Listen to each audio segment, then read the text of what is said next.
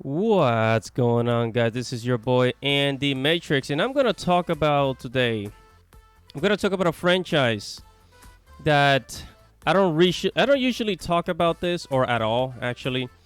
But because the Japan, the Japanese, they gave their opinion on it. I want to make a video about this. See, whenever the Japanese give their opinion about a TV show or movie, I am always interested because, you know, I want to see how is it that they view things, because here in the West we have a certain way of viewing things.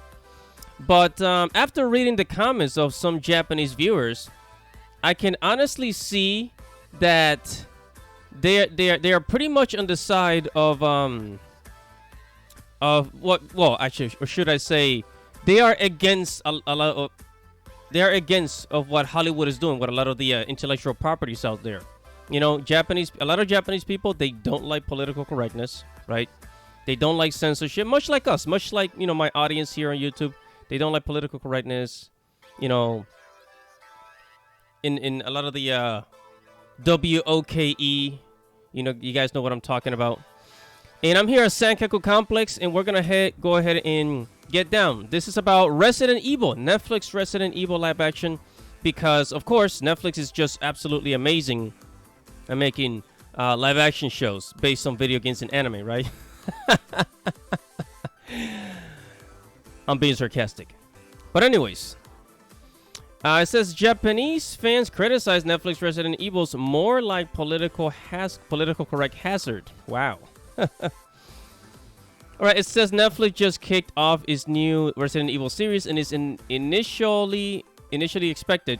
The show has been scoring poorly amongst actual fans, including those in Japan, who are generally more forgiving when it comes to live action adaptations.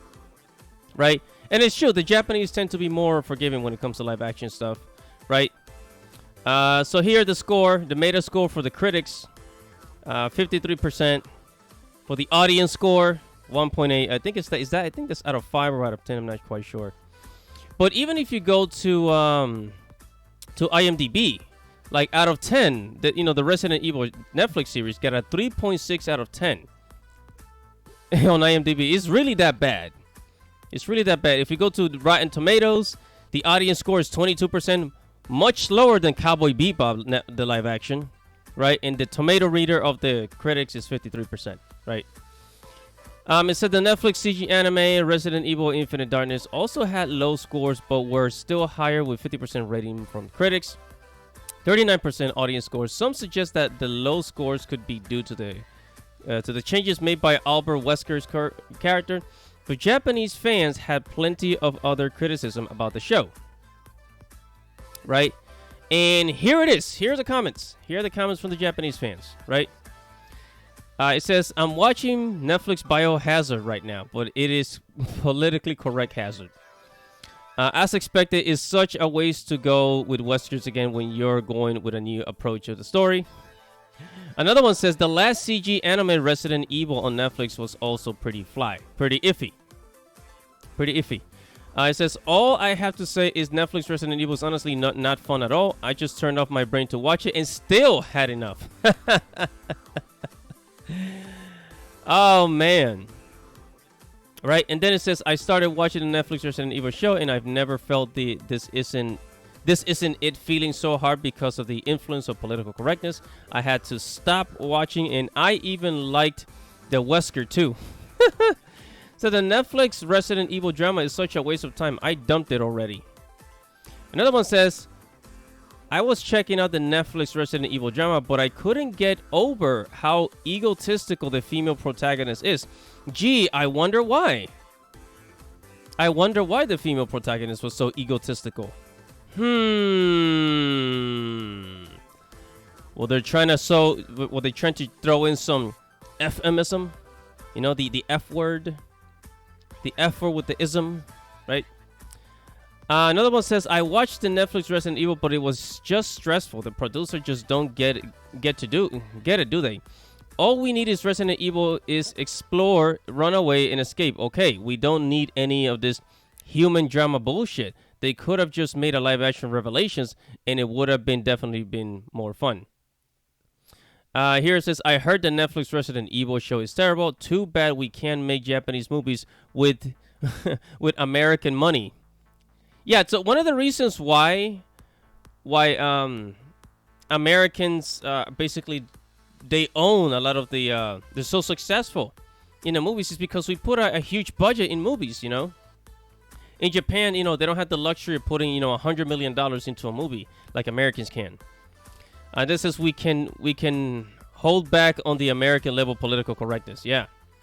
Honestly, if Japan had the same amount of money that Americans have with, you know, with movies, they will make way better freaking movies. Let's put it that way. It says it's fine to have black people in there, but don't go around changing characters that were originally white. That's such a selfish change based on one's own convenience. Yeah, you see? Even they agree. Even they agree with us, guys. And then finally, I'm going to read this last one. It says the part that Americans really don't seem to understand the most is why feel the need to change the race or gender of already existing characters? Why not just make a Resident Evil with new stories and new characters, and then they can pack it full of, you know, black people and people of color, right? So you know, even they can't stand it. Even they can't stand it. Basically, the same things that we've been complaining here in the West, the Japanese complain about the same thing. You know, because they're smart. They are smart and they know it.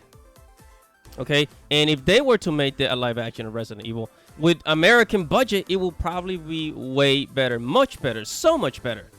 But whatever your thoughts are, make sure to comment below. Like this video, tell me what you think, share the video, and subscribe to the channel, guys, and hit the notification bell for future notifications. Guys, I talk about anime, manga, video games, geek culture, Japanese culture, and if you're into any of that stuff, make sure to subscribe. Everybody, thank you for watching. This is your boy, Andy Matrix. Godspeed.